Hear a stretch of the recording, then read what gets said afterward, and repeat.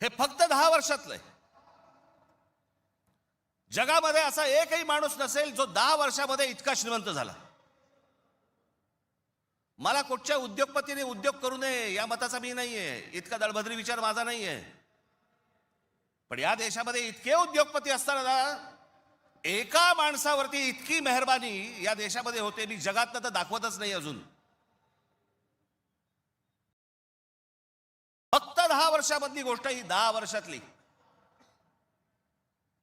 एकाच माणसाला सगळ्या गोष्टी दिल्यात, वीज दिली, सिमेंट बनवण्याच्या उद्योगामध्ये गौतम अडाणी हा माणूस कधी नव्हताच 2014च्या अगोदर. आज देशातला 2 नंबरचा सिमेंटचा व्यापारी येतो. उद्या माणसाने समजा उद्या वीज बंद केली, आम्ही अंधारात. सिमेंट महाग केलं, काही बोलू शकणार नाही. सगळी पोर्ट्स खालपासून वरपर्यंत सगळी पोर्ट्स अदानीना, सगळी विमानतळं अदानीना. महाराष्ट्रात काय परिस्थिती एकदा बघा, महाराष्ट्राचा फक्त एकदा दाखवा.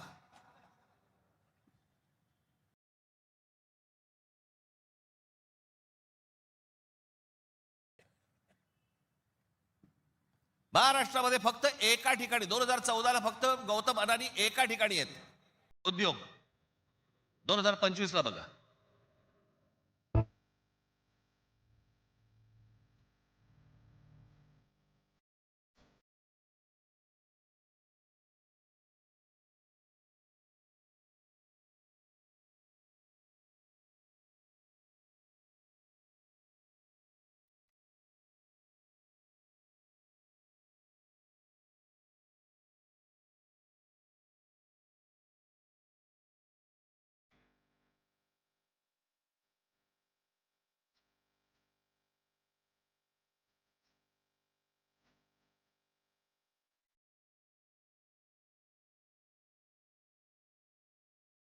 ही महाराष्ट्राची स्थिती.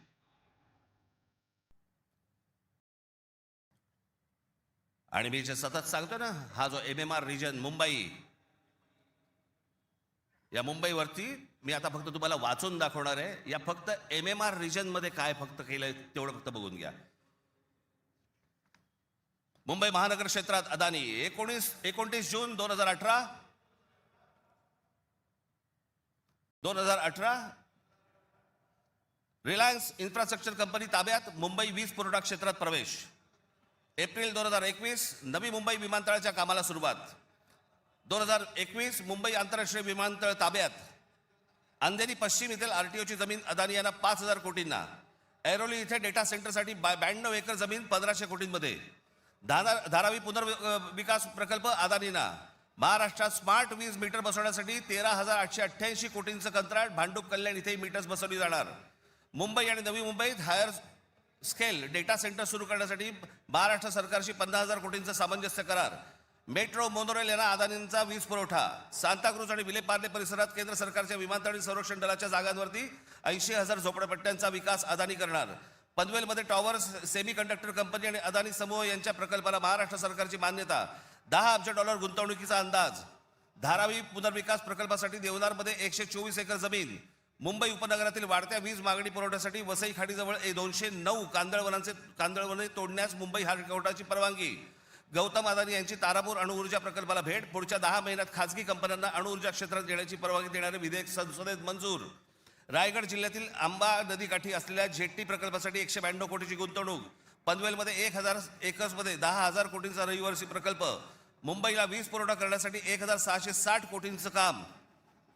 धारावी पुनर्विकास प्रकल्प बांधणीसाठी मुलुंड येथे 58 एकर जमीन आणि 319 कोटी मिळाले. धारावी पुनर्विकास प्रकल्प बाधितांसाठी कुर्ला मदर डेअरीची 20 एकर जमीन 57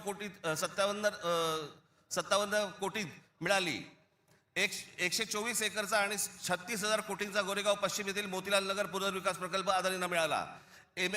MIDCने तळोजा येथे 400 एकर नंतर आणखी 159 एकर जमीन दिली. बांद्रे रेक्लेमेशन पुनर्विकास प्रकल्प 24 एकर 30,000 कोटींमध्ये मिळाला. पालघर डहाणू येथे अदानी वीज प्रकल्प. अदानी नवी मुंबईत सेमीकंडक्टर प्रकल्प सुरू करणार. वसई येथील तुंगारेश्वर अभयारण्यातील जमीन अदानी इलेक्ट्रिसिटीला. टिटवाळा, मोहने, आंबिवली शहरात येथील अदानी सिमेंट फॅक्टऱ्या. वाढवण येथे बंदर उभारण्यासाठी अदानी समूह उत्सुक. महाराष्ट्र सरकारशी सामंजस्य करार. वाढवण येथे विमानतळ उभारण्यासाठी अदानी समूह उत्सुक.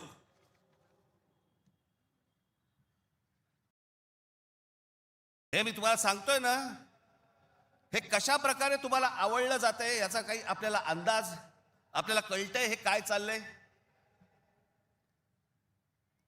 आता हा सगळा वाढवणला, आता बंदर येतंय म्हणून मी म्हटलं बंदर येत असेल चांगली गोष्ट आहे महाराष्ट्रात. बाजूला विमानतळ कशासाठी तर म्हणे मुंबई विमानतळावरचा सगळा कार्गो तिकडे नेणार. आणि नवी मुंबई विमानतळ जे बांधलंय, इथून इंटरनॅशनल आणि डोमेस्टिक या आपल्याकडच्या इकडच्या विमानतळावरनं, छत्रपती शिवाजी महाराज आंतरराष्ट्रीय विमानतळावरनं डोमेस्टिक आणि इंटरनॅशनल नवी मुंबईला नेणार. ही प्रोसेस हळूहळू सुरू झालेली आहे. आणि पुढे हा संपूर्ण विमानतळ विकायला काढणार. या शिवाजी पार्क मैदाना एवढी जवळपास 50 ते 60 शिवाजी पार्क मैदानं बसतील एवढा प्लॉट आहे तो, धारावीला लागून. अशी नाही ना मुंबई आम्हाला मिळवत आहेत. आम्ही बदा पैसे ओततो, जमिनी विकत घेतो, जमिनी सगळ्या काढून घेतो. आणि इकडच्यांचं काय घेऊन बसलोय आपण, या सरकारमध्ये बसलेत त्यांचं. काहीतरी करू शकतात का? काहीच नाही करू शकत. मी मागे एक उदाहरण दिलं होतं ना, बादशाच्या हातावरचा ससाणा असतो